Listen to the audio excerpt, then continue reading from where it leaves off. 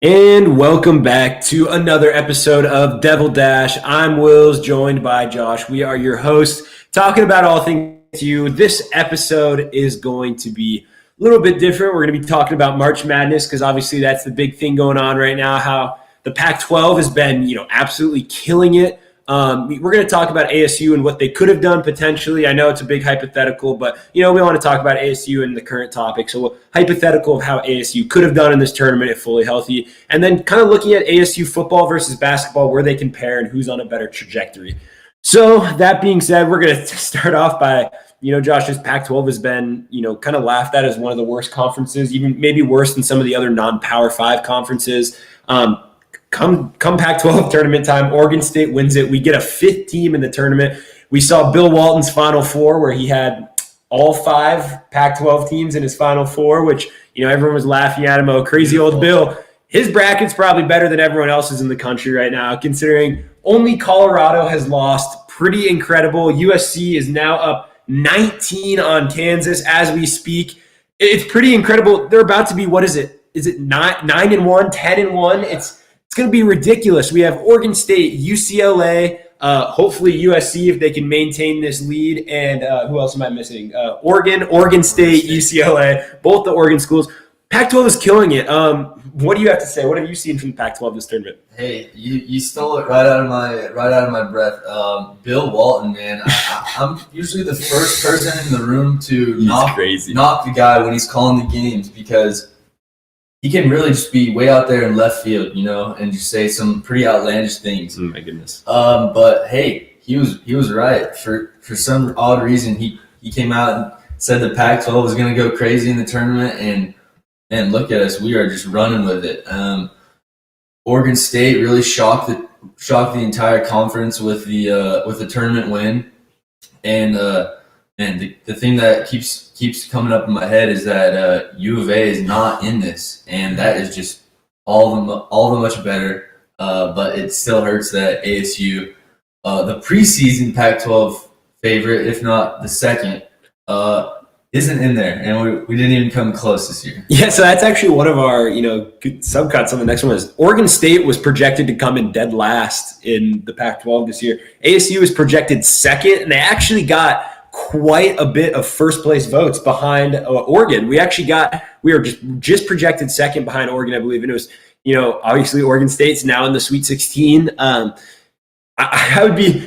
don't think anyone's going to disagree. I don't think I'm going out on a limb here to say Oregon State is not one of the 16 most talented teams in the country. I don't think anyone's going to argue that. But, it's not who's the best team. I mean, we saw Loyola lose in the round of 32. I mean, not Loyola, sorry, Illinois lose to Loyola in the round of 32. I mean, Illinois has been a top 5 team all year. And, doing their thing, Baylor's doing their thing. But outside of those 2 teams, pretty much everyone has gotten knocked off because, Wayne Tinkle out there has got his team balling. And, Colorado unfortunately couldn't get it done, but Colorado, Oregon State, UCLA, I think's gotten a little bit not lucky. They're playing great basketball, but with their matchups, they matched up great against BYU. I think a lot of people picked that upset, and then they got Abilene Christian.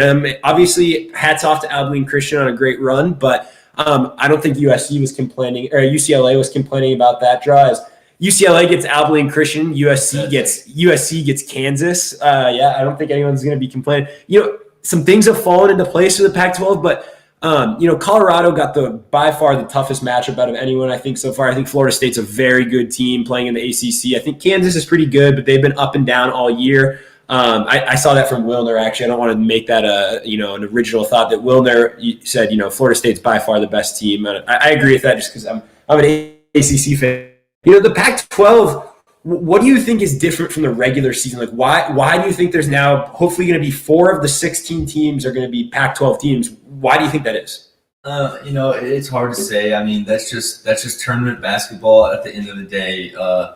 these teams are fighting for their lives. They're fighting to move on. Yeah. And when you think of everything that these teams have been through this season, this is their last shot. This is their last basketball they're going to play with their buddies and their teammates, especially for guys like Evan Mobley and McKinley Wright, the Colorado legend, who, man, RIP to the program. I'm just kidding. They're going to be great. They're in good hands. Todd Boyle, Tad Boyle. Correct me. Thank you very much. They really had a good tournament run. Who did they play the game before? Florida State. And they put up like 95 points. Just went crazy. They played your boys, the Georgetown Hoyas. Oh, they played the Hoyas. Well, we were high on the Hoyas. Hey, I mean, not we. Let's not say we. We were not. And my conscience. That's what I'm referring to. I was high on the Hoyas because just like Oregon State, I'm riding Oregon State hot right now.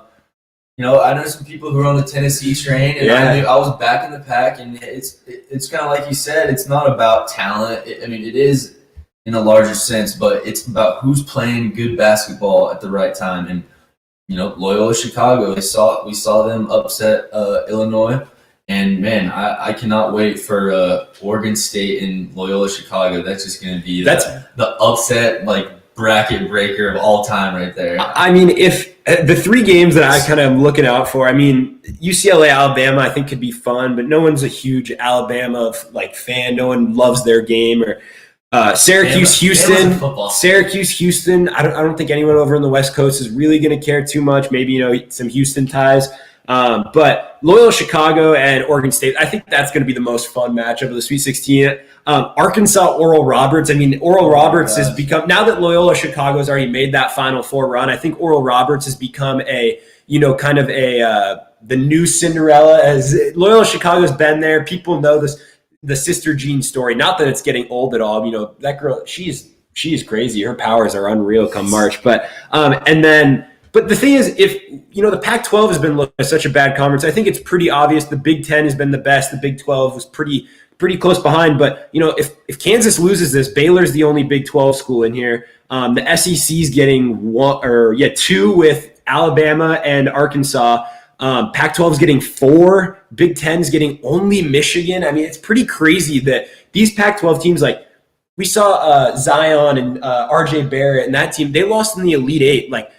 I would be willing to bet a decent amount that one of these 4 teams will win, especially if USC wins this, it's USC Oregon. So one of the Pac-12 teams is going to be guaranteed a spot in the Elite Eight. And I saw something, I want to mention this. I don't remember the exact stats, but the Pac-12 is making a big payday, and because of all these teams, they're making X amount of units per year for the next 6 years. I was reading an article, it kind of flew over my head.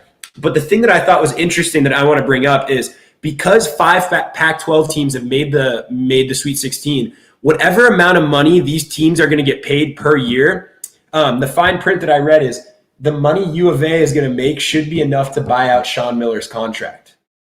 So that's going to, the money they're making should be enough to, kind of get that contract off the books if U of A is looking to move on.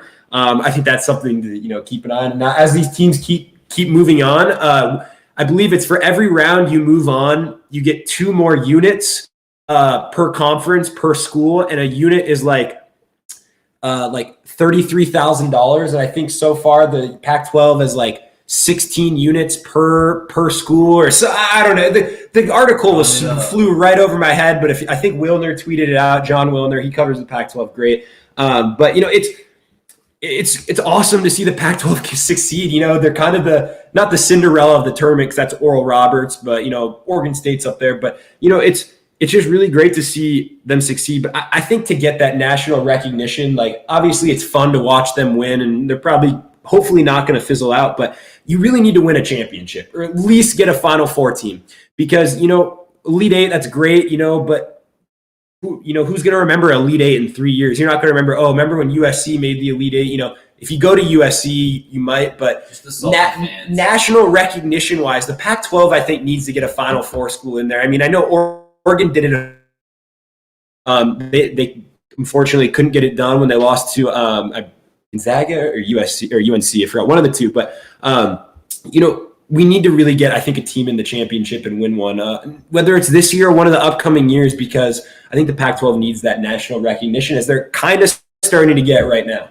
Yeah, well, I think, when you look at the whole season, how COVID affected everything, I think, there's a couple of reasons why the Pac-12 has kind of really shined this year in the tournament.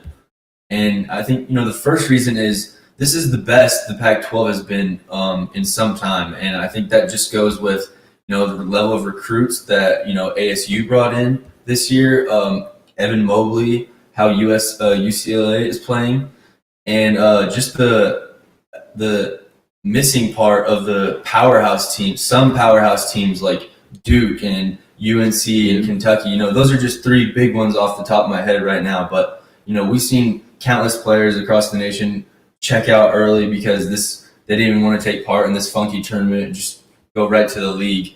And, whether or not you think that plays a part, it has a big difference, I think, especially in these tournament games and how things unravel. No, absolutely. And, don't kill us for talking about this. If you're in the chat and you disagree or you agree, you want to say that it would do horrible, but this is an ASU show. So, we're going to talk about March Madness. We got to put some March Madness spin on it. But, what ASU could have done. I mean, we talked about Oregon State, they're not a top 16 talent-wise team in the country. I think ASU might have been around there. I think, if we were fully healthy, we'd be a top 16 to 25, talent-wise team in the country with a veteran guard and Remy Martin. And by the way, you mentioned it earlier. I want to throw my, hats off to Remy Martin and McKinley Wright, two of the, best point guards the Pac-12 has seen, statistic-wise, one of ASU's best in history and probably, Colorado, one of their best in history. Two of them leaving the same time, hats off to two of the best point guards in the Pac-12 has seen in a long time. So, give them a shout out to McKinley Wright and Remy. But Josh Christopher, we've talked about it so much, that Josh Christopher and Marcus Bagley have just never gelled together. And, but we talk about, if healthy, what could they have done? And I want to say, I don't know, let's say they would have gone on to win the Pac-12 tournament. Obviously, you'd have to be hot to do that. But the thing is ASU wasn't healthy. They didn't have this roster. I know, you could have gotten a healthy roster right before the Pac-12 tournament. But what we've seen, Oregon State started playing good basketball before the Pac-12 tournament. Colorado, Oregon, these teams have been playing good basketball before the Pac-12 tournament. It's not like, Georgetown, we saw them lose first round, but, they just started playing well right when the tournament started. They got hot for 4 games and then lost by, 20 to the Buffs in the first round. And I think that's why Oregon State's gone a little bit farther, is because we saw that turnaround. We saw, they're playing inside out basketball where they found an identity that, their identity was through their bigs, which then got their shooters like Ethan Thompson open. ASU never found that identity, which is, I don't think ASU would have done any damage in the tournament. Maybe, if they got a higher seed, somehow won one game, but I think that's about as much as they would have done because, we watched every game together. What is this ASU identity? What do you think that would be to you? What was this identity for this team? Well, it's really hard to say, because, the big part of this team's identity was Remy Martin, and, it was really tough season for him, and it's not really his fault, but he was vacant for some of it. And, the team really struggled to just find rhythm and then bring key moving pieces back into the team, back from injury, back from COVID breaks, and just find a way to play, good ASU basketball that Bobby Hurley has implemented into this program for the past 3-4 years. And I think fully healthy. We got to remind you guys too. We're not the only ones sitting up here telling you that ASU could have been and would have been like a great team. There were national columnists, in major sports publications ranking us in the top 25 before the season even started. Before these guys have even stepped on the court together. Like we said, ASU is projected to finish second before the season in the Pac-12. Look, 5 teams got into the tournament. Second would have been probably a top 25 team. Yeah, and that's what I was going to say. I would expect this team at the beginning of the season. I expected this team to, a top 3 finish in the Pac-12 at the end of the year, and a good strong run in the tourney because that was just the progression that that was Bobby Hurley's plan, and it really was going to plan, and until it all just collapsed. Yeah, and I want to say something. You know how much I love USC. There's no such thing as a commentator's jinx, so I'm going to wrap this one up and call it over. USC is now up 21 points, and the lead is building with 13 minutes to go over Kansas. So it looks like we're going to get an Oregon-USC matchup in the Sweet 16, which guarantees at least one team for the Pac-12 in the Elite Eight. Pretty crazy, but Josh, back to ASU. I have a question for you. Do you think we've seen, when ASU had its most success recently, it was Trey Holder, Shannon Evans, Cody Justice. Those are players that were 4-year players. Remy Martin, 4-year player. Josh Christopher, Marcus Bagley, probably 1-year players. Do you think, Bobby Hurley's probably biggest thing? I wouldn't say it's his coaching in games. It's his, how I feel about that, but it's his recruiting. That's his strongest thing. Do you think ASU should target more of these one-and-done players, go for these top 10 recruiting classes? Because in my mind, they're never going to compete with, the Dukes of the world for these players. I know people can ask, the people like my dad, ask me, why not? Why can't ASU? And I agree. Why can't ASU compete for top talent? But the matter of the fact is they're not. They're not going to compete. We don't have the history. Yeah, we don't have the basketball facilities that Duke, right, Kentucky, that these schools have. Yeah, exactly. And because we're more of a football school, I think that's pretty. I don't think that's going out on a limb again either. But what do you think? Do you think we should go down that one and done route, or kind of the 4-year routes? Kind of try to model a school like Butler. Well, I don't know. What do you think? I know Butler's a mid-major, so it's hard to tell, but. That's a really good question. I think it really depends a lot on who your coach is. Bobby Hurley. And yeah, no, I know, and how he handles certain situations. And I think this year was telling of Bobby Hurley and his recruiting class and how he handled how his team performed and everything. But it's not clear-cut evidence enough to make a decision on if Bobby Hurley can or cannot handle that one-and-done player role, or those type of recruits coming through this system. Like you said, because we've had success for the 3 to 4 year players, and this year we got a couple transfers, we got some big name recruits, and like you said, nothing ever gelled. So I think it's tough to say, but here's a little hot take for you. There has been talk of, Bobby Hurley being on the hot seat on this show. And this is just a hot take, but, I could see if Bobby Hurley next year gets some good recruits and, we kind of fizzle out towards the end of the season, nothing happens like that, nothing big like we're supposed to, no tournament runs. I could say maybe that is the coach. Maybe that is Bobby Hurley. Maybe he needs to go to a program like, Duke or UNC, learn from firsthand, be an assistant or something, learn firsthand from Coach K or, a great like that. And then maybe he'd be able to handle a big time recruits like that, one and dones, and put together teams like that, but it's tough to say. That's just something that was going through my head. I mean, people can disagree with me here, but I mean, the thing Bobby Hurley has been great at has been developing, guards. Remy Martin, we've seen the development of Remy Martin. He started off as a backup to Trey Holder and Shannon Evans. Obviously, he got, major playing time, but he started off as a backup. He became one of the, the preseason nation's best point guards. I know obviously didn't pan out to what the season he wanted. Still had a great season, first team All Pac-12. But, the development of Kamani Lawrence, he played well at the end, but he really missed 2 years of his career. Sophomore and junior year, he was non-existent for this Devils team. Romello White transferred. I'm trying to think of some of these players that came in young, and we don't really have any wing players, and that's the problem. I mean, the players that usually dominate in March are young wings that are going to get drafted high.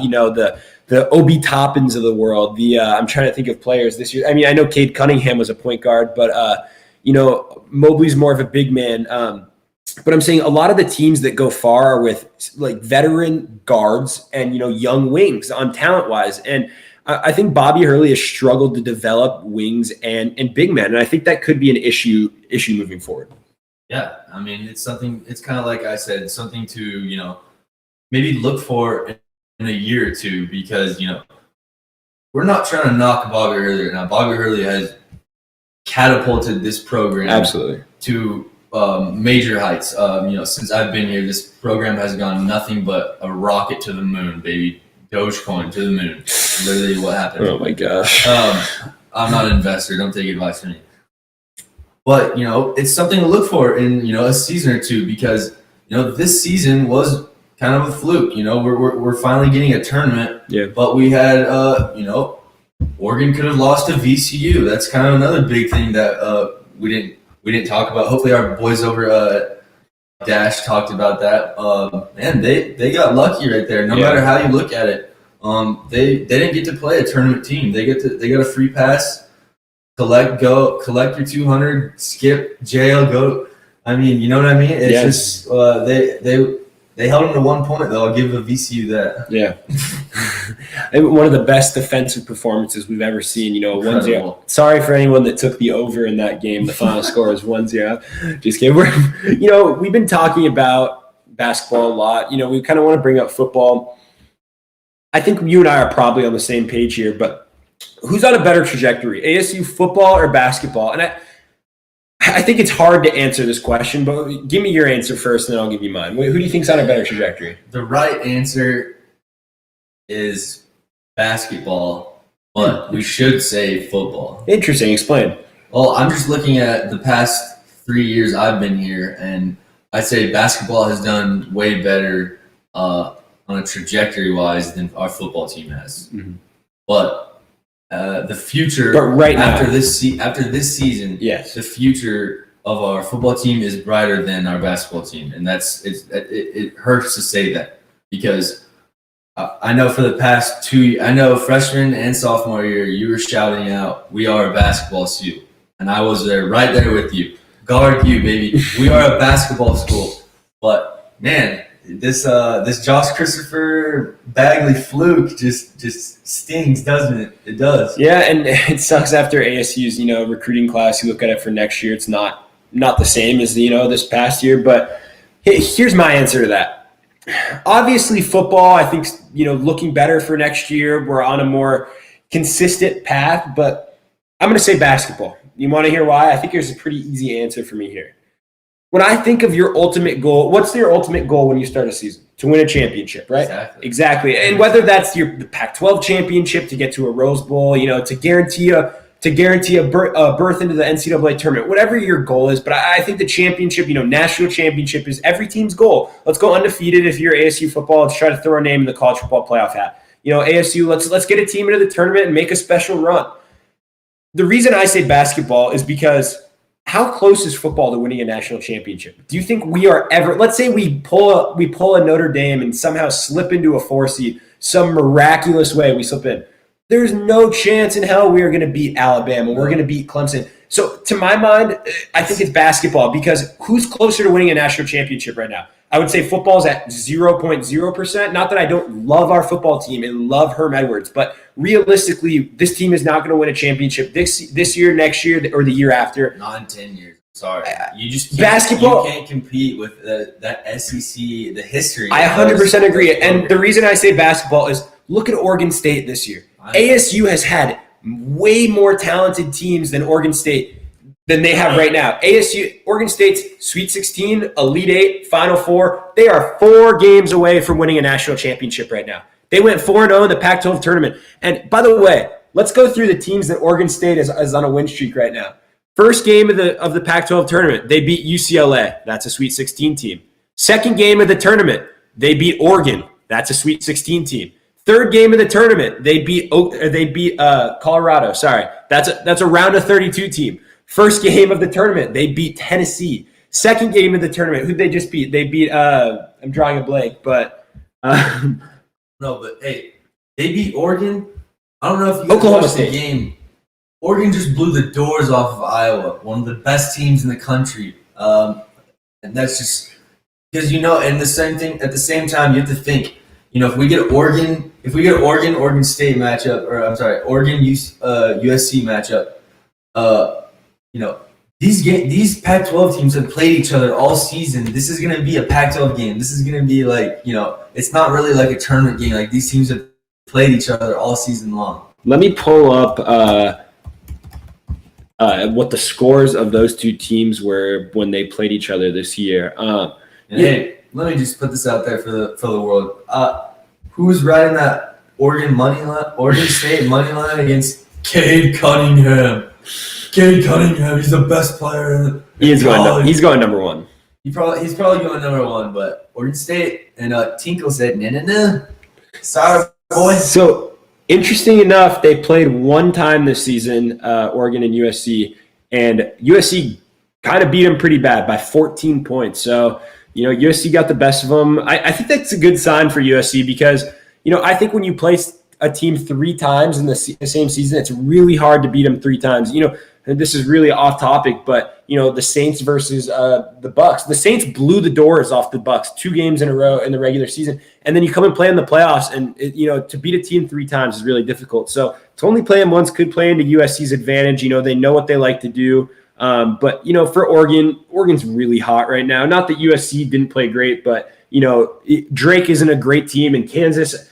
I'm not discrediting USC. USC's defense has looked absolutely fantastic tonight. No discredit to that. Their defense has looked like wow, and as they just hit an incredible shot. USC is one of the best defenses. They look like Loyola Chicago out there, the way they're playing defense. But Kansas has not been able to hit a shot. They look absolutely clueless, and the way they do not look like a 3 seed. But credit to USC for making them look like that. But 2 really hot teams are going to run into each other, and it sucks for the Pac-12 that they can't all meet up in the Elite Eight. They're all meeting up early, but what are you going to do when they're all winning?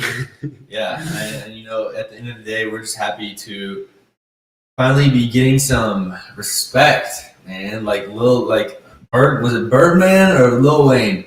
Put some respect on my name, man. That's the Pac-12 right now. But like I said, getting some recognition around here. Like I said earlier, though, I really think the recognition is going to come with a Final Four team or a national championship team because, like I said, no one's going to remember the Elite Eight unless you're, a Pac-12 fan. Like I remember Oregon going to that Final Four, but other than that, I don't remember. Maybe U of A when they won the championship. That might be the last time a team's gone to the Final Four from the Pac-12.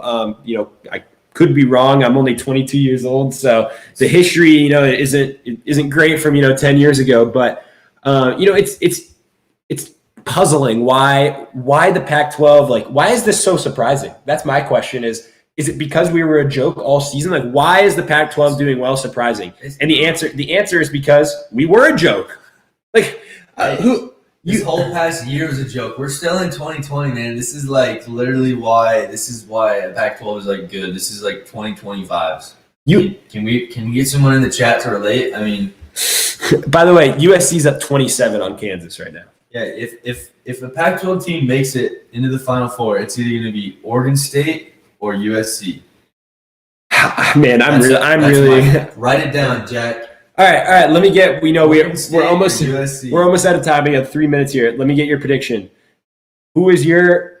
Okay, I need 2 predictions. Who is your champion, and what Pac-12 team is going to make it the farthest, and what round are they going to make it to? I just said it. No, you said who's going to win next round, but who's going to make it the farthest? And USC makes it to the Final Four. Zags win it all. And Drew Timme is unstoppable. That's impossible. They're in the same bracket. So whoever wins the USC Oregon game is going to have to play the winner of Gonzaga Creighton. Well, USC's not making. Sorry. So I think it's crazy to say this. I think Oregon State has the best shot to make it because they have Loyola Chicago, who's a criminally underrated team. They should be and then if they win that game, they get the winner of Syracuse Houston, and neither of those teams are juggernauts. So I think Oregon State really has a decent shot to do this, man. I really don't sleep now, but I really think Loyola Chicago is going to steamroll them. I've been saying that for 2 weeks in a row. If I had to take a pick, I'm going to say Oregon. I think Gonzaga gets beat somewhere. I hope they do. I'm not a Gonzaga fan, but I'm sorry. Did you see Drew Timme's handlebars? Do you think that man could be? No, he said today on the street. Mom said his mom said he has to shave if they make it to the Sweet 16. Look up Drew Timme Timme handlebar mustache, and it will come up. His mom forced him to shave it. I'll do it, bro. Unfortunately, that is all the time we have today for our show. Make sure to follow us on social media. Our handles are on the screen, and follow Dash Sports at Dash Sports TV on all social media. Make sure to check out, I just came out with a column on, the current state of ASU basketball. That's on sportspac12.com or at sportspac12 on Twitter. Make sure to check out our website, www.dashsports.tv, to keep up with all Pac-12 content. Thank you guys for watching. We will see you next week, hopefully for some more Sun Devil content and some more March Madness updates of how these Pac-12 teams are going to somehow win a national championship. We will get back to you. Make sure to tune in